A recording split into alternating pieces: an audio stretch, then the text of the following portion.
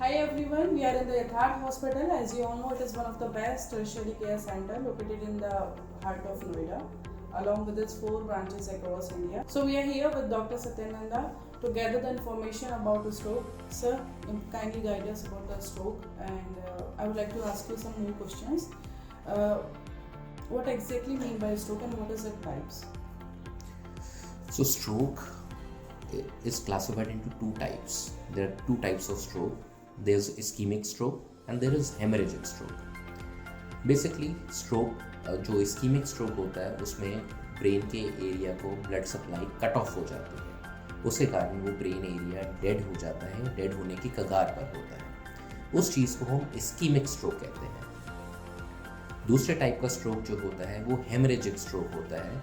उसमें पेशेंट्स के ब्रेन तक जो ब्लड वेसल्स जाती हैं वो फट जाती हैं और उसके कारण पेशेंट्स को सिम्टम्स आते हैं। This is known as haemorrhagic stroke. Haemorrhagic stroke अन्य प्रकार का होता है, subarachnoid haemorrhage, extradural haemorrhage, subdural haemorrhage. ये इस पर डिपेंडेंट होता है कि ब्रेन में ब्लीडिंग कहाँ हुई है, किस लेवल पे हुई है। तो कुल मिला के दो टाइप के स्ट्रोक होते हैं, इस्कीमिक स्ट्रोक और haemorrhagic stroke. Thank you.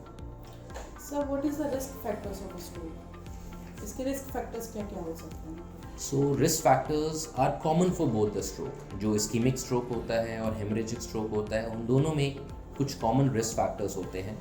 First and foremost important thing is blood pressure control. कुछ पेशेंट्स ऐसे होते हैं जिनका बीपी अनकंट्रोल्ड रहता है। That is a singular most important risk factor for haemorrhagic as well as ischaemic stroke. So second risk factor for stroke is diabetes. जो patient जिनको sugar की दिक्कत होती है और वो अनकंट्रोल्ड रहते हैं, उन पेशेंट्स को इस्कीमिक और हेमरेजिक स्ट्रोक होने के दोनों के रिस्क बढ़ जाते हैं। पेशेंट्स को अगर कोलेस्ट्रॉल की दिक्कत है और वो काफ़ी देर तक अनकंट्रोल्ड चल रही है, उन पेशेंट्स में भी इस्कीमिक और हेमरेजिक स्ट्रोक दोनों होने के चांसेस थोड़े बड़े पाए गए हैं। फिर कुछ पेशेंट्स होते हैं जिनको हार्ट अटैक हुआ होता है, हार्ट संबंधित कोई दिक्कत होती है। ऐसे पेशेंट्स में इस्कीमिक स्ट्रोक होने के काफ़ी हाई रिस्क होता है, और अगर ये पेशेंट्स अपना प्रिकॉशंस नहीं लेते हैं, हार्ट रिलेटेड मेडिसिन नहीं लेते हैं, ब्लड थिनर्स नहीं लेते हैं, तो इस पेशेंट्स में भी स्ट्रोक ज़्यादा पाया जाता है। कुछ ऐसे विभिन्न पेशेंट्स भी होते हैं जिनको हार्ट की रिदम की एबनॉर्मेलिटी होती है, जिसको हम एट्रियल फिब्रिलेशन कहते हैं, जो आजकल हमारे स्मार्टफोन्स में भी पिकअप होना शुरू हो गया है।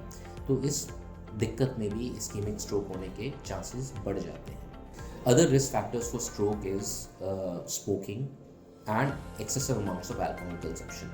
कुछ पेशेंट्स ऐसे होते हैं जो डेली बेसिस पे सिगरेट स्मोक करते हैं, निकोटीन कंजम्पशन करते हैं। इन पेशेंट्स में भी इस्कीमिक और हेमरेजिक स्ट्रोक का रिस्क ज़्यादा पाया जाता है। फिर कुछ पेशेंट्स होते हैं जो क्रॉनिक अल्कोहलिक्स होते हैं, जो डेली बेसिस पे या नियर डेली बेसिस पे बहुत heavy amounts of alcohol consume करते हैं। उन पेशेंट्स में भी स्ट्रोक का रिस्क ज़्यादा पाया जाता है। तो कुल मिला के ये कुछ रिस्क फैक्टर्स हैं जिनको हम कंट्रोल कर सकते हैं इस्कीमिक और हेमरेजिक स्ट्रोक के लिए। फिर कुछ ऐसे कंडीशंस भी होते हैं, रिस्क फैक्टर्स होते हैं जो नॉन मॉडिफाइबल होते हैं। जैसे कुछ स्ट्रोक्स होते हैं वो ज़्यादा फीमेल जेंडर में होते हैं, तो उन सब चीज़ों को भी हम एक अलग नज़रिए से देखते हैं। Thank you, sir. Thank you so much for your valuable insight, for your valuable knowledge to share with us. If you like this video, do share it. Thank you so much.